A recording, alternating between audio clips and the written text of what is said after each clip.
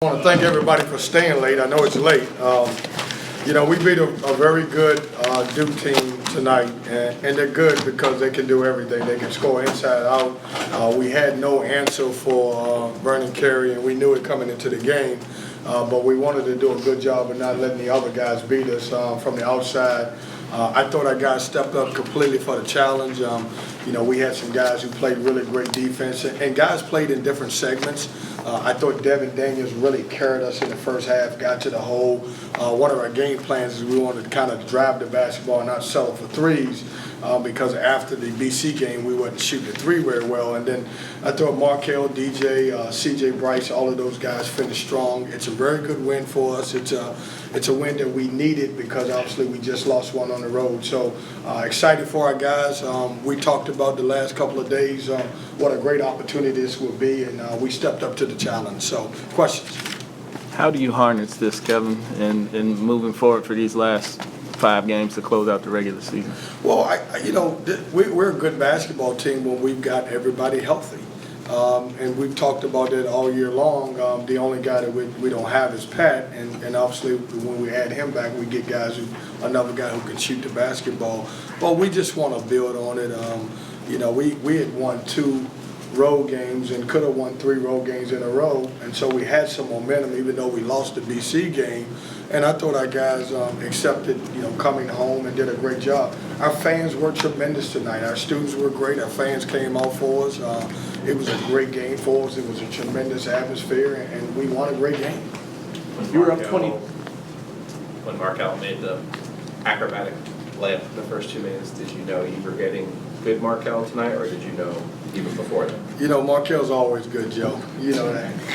No, he give that. Better Markell. There better not be a stack of Bibles. There's not a bad Markell. There's a great and a good. And it was great tonight. No, he played, and give him credit. I thought in the last couple of days in practice, he's been the guy that's been talking. He's been the guy saying, let's come on, let's play. He's practiced well the last couple of days, and it carried over to the game. And he was a leader, man. He was a really good point guard tonight. Got everybody involved, scored when we needed to, played the bulk of the game, didn't have that many defensive breakdowns, so I'm proud of him. You were up 23, and they pretty quickly cut it to 11. What did your guys do to stem the tide and then, ultimately blow them out? Yeah, well, listen, we knew that, they're the number 6 team in the country, and they're really good. And they won 7 in a row, so they wasn't just going to lay down. And they fought back, but I thought our guys responded well. We went back to driving the basketball. We had a segment when we got up 23 where I thought we played back on our heels and we played conservative. We went back to getting offensive rebounds and attacking the paint and made some shots, and I thought that was a difference in the game. I give our guys a lot of credit. As they responded, we responded, and I thought we finished the game the right way. Speaking of responses, you kept Manny Bates in the game with 4 fouls out after that. I think a lot of people in the building were going, oh no. So the decision to keep him in there, and then how your team responded to that. Yeah, listen, I figured, we had no answer for Kerry. And I said if he fouls out, we would go at the end, we would go with DJ, and then I would steal some minutes from Danny. But he was the only guy that could obviously give him a little problems because of his shot blocking ability. And unfortunately he fouled out. But we knew that I was okay with them feeding the post the remainder of the game because we felt like they couldn't beat us once we had a big lead by just going through Kerry. And so we wanted to make sure we played one-on-one in the post. You guys got up to a great start tonight, as you did against Carolina a few weeks earlier in this building. How did you keep up the intensity and keep that momentum going and not kind of set back? Yeah, I didn't think we settled. I thought if you look back at the Carolina game, I thought we settled once we got up. We settled and, we dribble instead of having ball and player movement.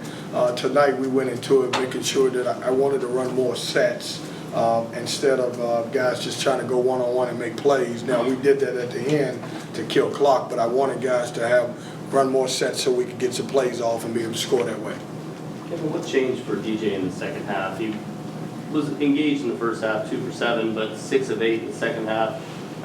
Nearly outscores Vernon Carey actually there in the second half. I mean, what did you see from him and what changed in his mentality? Yeah, there could have been a little yelling at him at the half. Could have been. I'm not saying that it happened, but it could have been. No, he responded. DJ's such a competitor.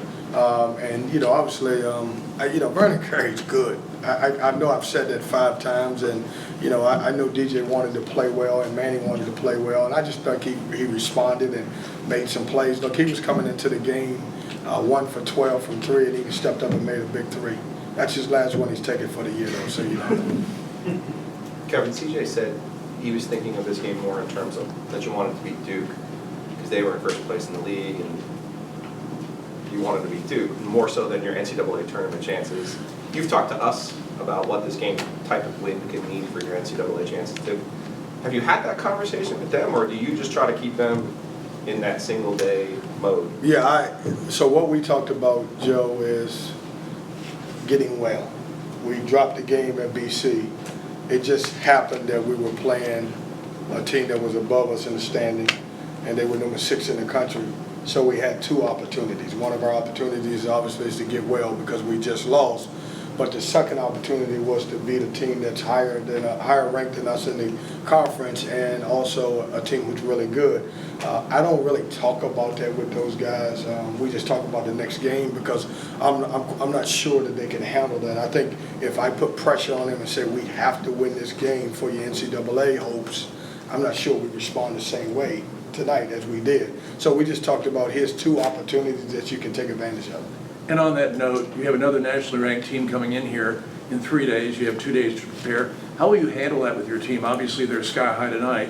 What do you do the next 2 days to get them to focus on Saturday, not tonight? You got to let me enjoy the night. I promise you, if you call Craig or Fred and ask that question tomorrow, I'll give you an answer. But there's no way I'm talking about another team tonight after this great match. Don't worry. Or the process. Or the process. Or the process. God forbid. Yeah. Your question is very valid and very fair. You know, I don't know. We need a little rest, and it's a short turnaround. So I'm gonna get with my staff after I leave here and decide what we're gonna do. We're probably gonna take some time and do some yoga tomorrow. And I know that sounds funny, but that's the truth. So you know. On that note, we know when you went on the road, you celebrate with ice cream. How do you celebrate beating a top 10 ranked team? We happy. I mean, we don't. There's no ice cream for home wins, and we're excited. We moved to 8 wins in the conference, and we move on to get a chance to play again. That's it. We celebrated in the locker room. We were happy. We jumped up and down as we do and everywhere, not because it was a Duke game, but we just move on. Thanks, Coach. Guys, drive safe.